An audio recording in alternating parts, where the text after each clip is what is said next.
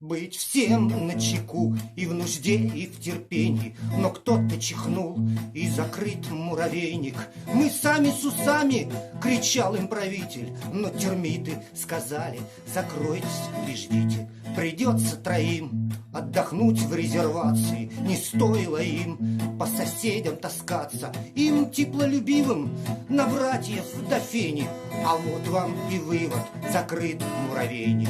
Таскали рабочие листья и прутья. Работа закончена, дело забудьте. Начальство сказало им: будьте здоровы, заткните жевало листочком зеленым. У всех муравьев перекрыт орган речи. Вещать соловьем стало попросту нечем.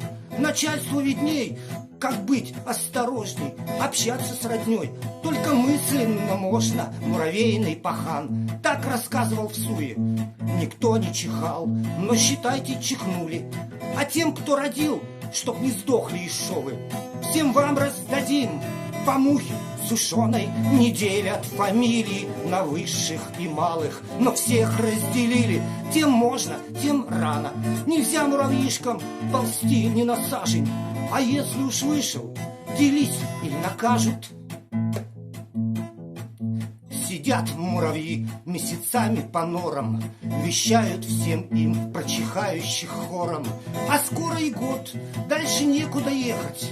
Но больше всего их подохло от смеха.